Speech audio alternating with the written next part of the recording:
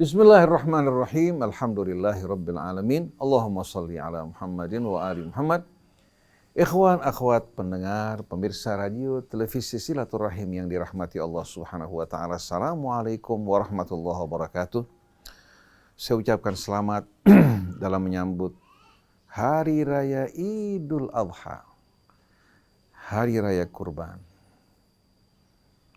Yang mengingatkan kita akan ketulusan, kepasrahan, kecintaan seorang hamba yang mempersembahkan yang termahal dalam hidupnya untuk membuktikan keislamannya kepada Allah Subhanahu wa taala.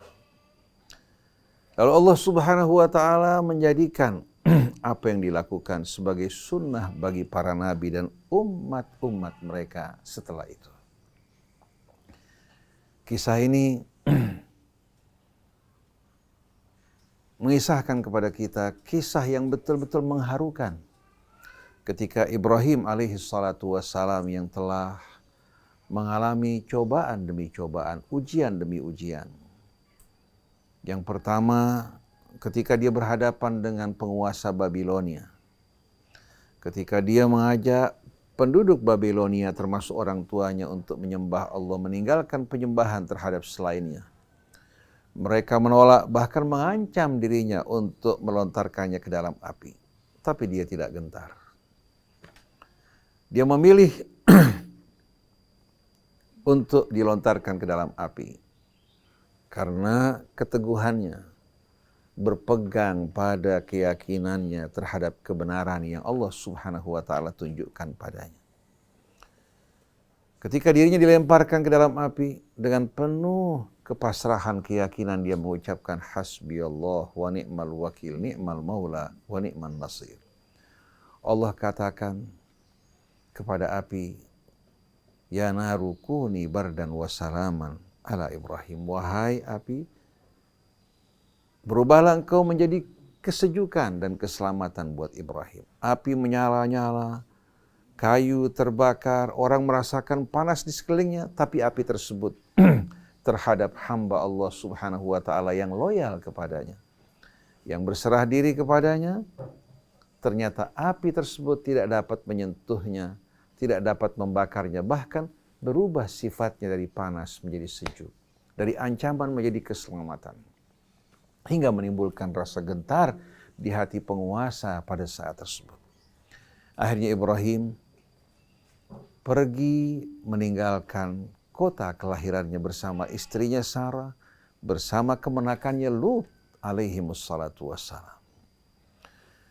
Dia berangkat menuju Mesir, kemudian menuju Yerusalem. Bersama istrinya Sarah, berpuluh-puluh tahun tidak mendapatkan seorang putra. Akhirnya Sarah dengan penuh kelapangan ketulusan menghadiahkan wanita yang dihadiahkan penguasa Mesir, yaitu Hajar, kepada Ibrahim. Dengan tiba-tiba Ibrahim yang lama tidak mendapatkan seorang anak, Allah Subhanahu wa taala karuniakan seorang anak, bukan melalui istri pertamanya Sarah, tapi melalui istri keduanya Hajar. Sarah manusia yang soleh dan mulia, tidak menyimpan kedengkian, kebencian di hatinya. Dia melayani suaminya, dia memperlakukan madunya dengan perlakuan yang mulia, bahkan ikut merawat anaknya pada saat kelahirannya. Tahu-tahu ketika Ibrahim yang telah usia tua dan lanjut mendapatkan anak, tetap mendengarkan perintah Allah, memerintahkan dirinya untuk mengajak istri keduanya bersama putranya menuju ke satu tempat yang jauh dari Yerusalem yang merupakan tempat yang penuh dengan keberkahan. Ibrahim menjalankan perintah Allah. Dia membawa sang istri bersama anak masih dalam buayan dan gendongan. Bukan karena takut pada istri, bukan karena permintaan istri, tapi karena perintah Allah. Menempuh perjalanan yang jauh, berhari-hari bahkan berminggu-minggu, hingga tiba di tempat yang kita kenal saat ini dengan Makkah atau Bakkah, sebuah lembah yang dikelilingi bukit batu, tidak terdapat air dan tanaman. Ibrahim tiba di sana, tahu-tahu Allah perintahkan Ibrahim untuk meninggalkan sang istri dan anak. Apakah Ibrahim ragu? Sama sekali tidak. Ibrahim dengan penuh kepasrahan, dia melaksanakan perintah Allah, berkata pada istrinya, aku akan meninggalkan kalian di tempat ini. Sang istri tidak bercuriga sedikit pun. Kalau tidak, dia tidak layak untuk mendampingi Ibrahim. Dia bertanya, Allahu amaraka, apakah Allah yang memerintahkan kamu? Dijawab oleh Ibrahim, na'am Allahu amarani. Sang istri tersenyum mengatakan, idzan lan yudhi'ana. Kalau begitu Allah tidak akan meninggalkan kita.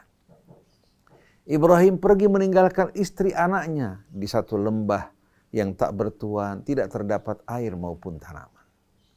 Sang istri pasrah kepada Allah. Ibrahim pergi meninggalkan mereka dengan penuh kepasrahan. Sang istri bersama bayinya ketika kehabisan air dan bekal, dia bersa'i, yang artinya berusaha di antara Safa dan Marwah. Itu kewajiban seorang hamba berusaha. Sedangkan rizki datang dari sisi Allah. Setelah dia berusaha, bersa'i di antara Safa dan Marwah. Kata sa'i atau berusaha berasal dalam bahasa Arab as'a, yang artinya usaha. Karena ain berat disebutkan berubah menjadi usaha. Setelah dia berusaha naik ke bukit Safa dan Marwah, menengok ke sana kemari untuk mencari sesuatu yang dapat melanjutkan hidupnya atau kafilah yang berlalu. Setelah dia menghabiskan semua kemampuannya, dia mengatakan, ya Allah, aku telah melaksanakan apa yang kau perintahkan untuk berusaha. Aku pasrahkan diriku, anakku kepadamu, ya Allah. Allah subhanahu wa ta'ala perintahkan Jibril untuk membawa karunia dari sisi Allah dan memancarkan Zam-Zam, disebabkan karena keimanan kepasrahan seorang wanita kepada Allah yang tidak ragu akan janjinya. Ibrahim pergi meninggalkan mereka, berdoa kepada Allah, Rabbana inni askantu min dzurriyyati biwadin ghairi dzi zar'in inda baitikal muharram. Wahai Tuhanku, aku telah meninggalkan keluargaku, anak keturunanku di lembah yang tidak terdapat tanaman di sisi rumahmu yang diharamkan. Rabbana liyuqimus shalah. Wahai Tuhan kami, bantulah mereka untuk mendirikan salat. Ini yang pertama diminta oleh Ibrahim, bukan dunia, bukan makanan, minuman, bukan berbagai macam kemegahan hidup ini, tapi yang pertama diminta oleh Ibrahim untuk anak dan keluarganya adalah mendirikan salat, membangun hubungan yang harmonis antara mereka dengan Allah. Hingga mereka dan hidup mereka terhubung selalu dengan Allah dan rahmatnya. Faj'al af'idatan minan nasi tahwi ilaihim.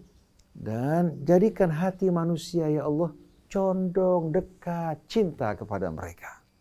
Secara tidak langsung Ibrahim meminta untuk keluarganya akhlak dan pekerti yang luhur. Hanya dengan akhlak manusia baru dapat mencintai seseorang. Walaupun tidak memiliki harta, memiliki akhlak pekerti yang luhur akan menumbuhkan kecintaan di hati orang. Baru yang terakhir, warzuqhum minats tsamarati la'allahum yashkurun. Anugerahkan bagi mereka dari berbagai macam buah-buahan agar mereka bersyukur kepadamu, ya Allah. Ini doa seorang hamba kepada Tuhannya untuk keluarganya. Yang pertama, meminta kepada Allah agar membantu anak dan keluarganya untuk selalu mendirikan salat. Ya, sesuai dengan doa berikutnya, Rabbi ij'alni muqimas salati wa min dzurriyyati rabbana wa taqabbal du'a. Wahai Tuhanku, jadikan aku orang yang selalu mendirikan salat.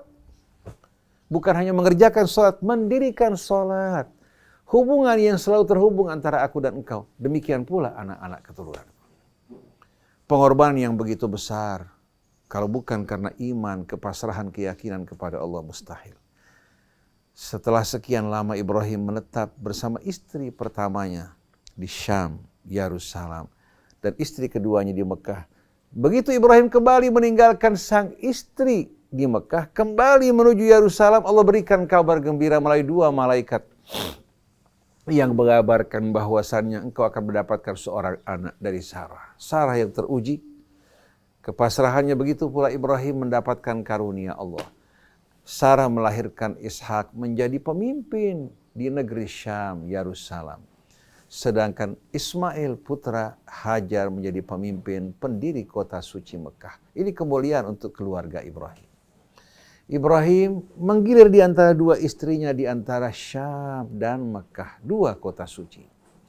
ketika Ismail telah dewasa bekerja bersama orang tuanya, falamma balagha ma'ahu sa'ya, tahu-tahu Ibrahim menerima perintah dari Allah dalam mimpinya, mimpi Nabi adalah wahyu.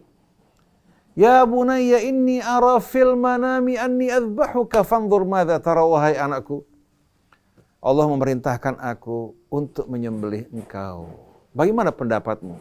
Sang anak tanpa ragu mengatakan, ya abatif alma tu'mar satajiduni insyaallah minas sabirin. Wahai ayahanda, lakukanlah apa yang diperintahkan Allah kepadamu, engkau akan menjumpai aku insyaallah dari orang-orang yang bersabar.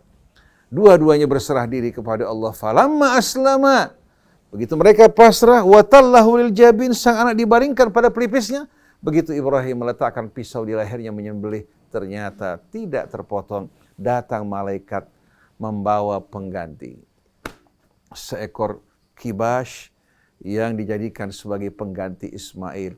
Lalu malaikat mengatakan, engkau telah betul-betul membuktikan kepasrahanmu, kecintaanmu kepada Allah yang melebihi segala sesuatu.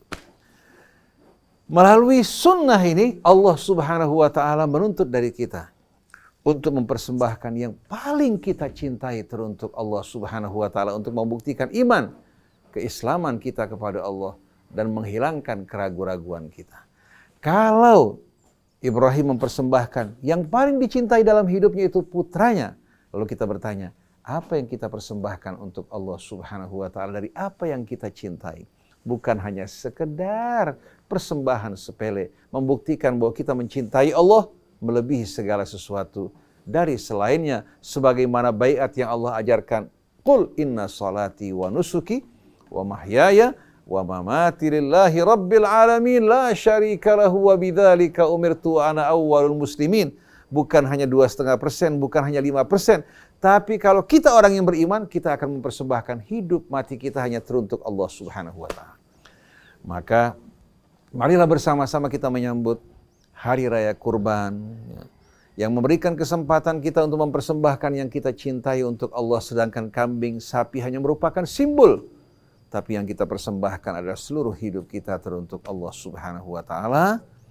Dan hendaklah kita banyak-banyak mengangkat suara kita bertakbir kepada Allah, karena pada hari nahar, pada hari tasyrik, 11, 12, 13, bersama hari nahar sebanyak 4 hari, merupakan saat-saat yang amat dicintai Allah apabila seorang hamba menyembelih korbannya dan mengangkat suaranya bertakbir kepada Allah, hingga menumbuhkan dalam jiwanya kebesaran dan keagungan Allah yang melebihi kebesaran segala sesuatu, hingga dapat menjadi seorang hamba yang tegar menghadapi cobaan dan tekanan hidup ini. Hatinya hanya menatap Allah, tidak berpaling daripadanya, dengan bergabung bersama kafilah Ibrahim, nabi-nabi, para rasul, dan Nabi kita Muhammad sallallahu alaihi wasallam. Kembali saya ucapkan selamat menyambut Hari Kurban pada tahun 1441 setelah hijrahnya Nabi kita Muhammad sallallahu alaihi wasallam. Mudah-mudahan peringatan Kurban pada tahun ini membuka jalan bagi kita untuk mempersembahkan yang terbaik, terindah dalam hidup kita teruntuk Allah Rabbul Alamin. Qul inna salati wa nusuki wa mahyaya wa mamati lillahi rabbil alamin la syarika lahu wa bidzalika umirtu wa ana awwal muslimin. Subhanakallahumma wa bihamdik asyhadu an la ilaha illa anta astaghfiruka wa atubu ilaik. Wal afu minkum, wassalamu alaikum warahmatullahi wabarakatuh.